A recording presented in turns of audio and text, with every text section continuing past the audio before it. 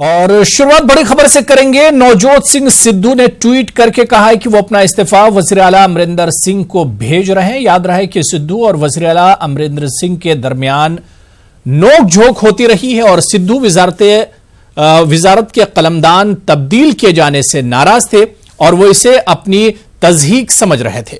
सिद्धू ने मजीद वजाहत करते हुए बताया कि उन्होंने 10 जून को ही इस्तीफा दे दिया था।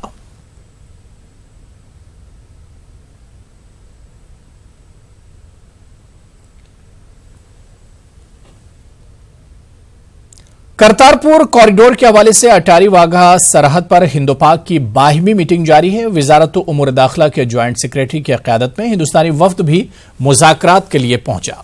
इस मीटिंग में करतारपुर राहदारी के तकनीकी पहलुओं पर बातचीत हो रही है। इस मौके पर हिंदुस्तानी वफ्द सिक्योरिटी तशवीश के हवाले से पाकिस्तान को आगाह कर रहा है।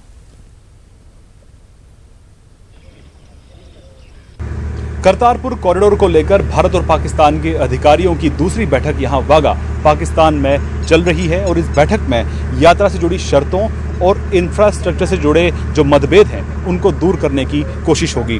आपको बता दें कि भारत चाहता है कि 0 पॉइंट पर एक पुल बने जिसके चलते ऑल वेदर कनेक्टिविटी रहे श्रद्धालुओं के लिए, लेकिन अभी तक पाकिस्तान ने इस पुल के लिए रजामंदी नहीं दी है। वहीं साथ ही साथ भारत ये भी चाहता है कि ये यात्रा फ्री ऑफ कॉस्ट हो, इस पर कोई परमिट फी ना लगे, लेकिन अब तक पाकिस्तान की तरफ से इस पर कोई कंसेंसस नहीं मिला है, उनकी हामी अब तक इस पर नहीं मिली है। वहीं साथ ही साथ हिंदुस्तान चाहता है कि रोज़ाना के 5000 श्रद्धालुओं को दर्शन करने की परमिशन मिले, लेकिन पाकिस्तान ने अभी तक उस पर भी क्लैरिटी नहीं दी है। पाकिस्तान सिर्फ 500 से 700 यात्रियों के परमिशन की ही बात कर रहा है। तो इन तमाम पहलुओं पर आज की इस बैठक में चर्चा हो रही है और इस बैठक में एक बार फिर भारत की ओर से खालिस्तानी प्रोपेगेंडा को लेकर मुद्दा उठाया जाएगा और पाकिस्तान से कहा जाएगा कि करतारपुर गलियारे का इस्तेमाल खालिस्तानी प्रोपेगेंडा के लिए नहीं किया जाना चाहिए।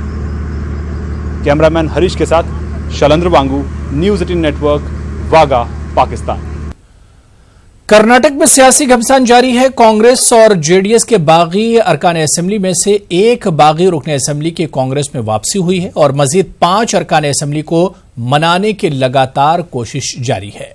कांग्रेस लीडरों ने यकीन जाहिर किया है कि वो एतमाद का वोट जीतने में कामयाब रहेंगे।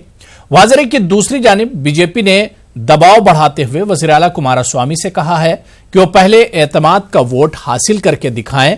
वहीं यह भी खबर आ रही कि गुलाम नबी आजाद और कमलनाथ का बेंगलुरु दौरा रद्द हो गया है।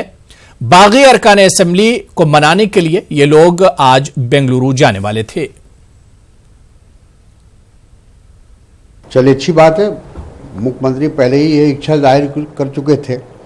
अब येदियुरप्पा जी भी अगर तैयार हैं तो अच्छा है। पार्लियामेंट असेंबली के अंदर इस बात का फैसला हो जाए कि बहुमत किसके साथ है। दावा करने के लिए तो कोई भी दावा कर सकता है और आने वाले विधानसभा में भारतीय जनता पार्टी को वो कामयाबी नहीं मिलने वाली है जो उनको लोकसभा में मिली है।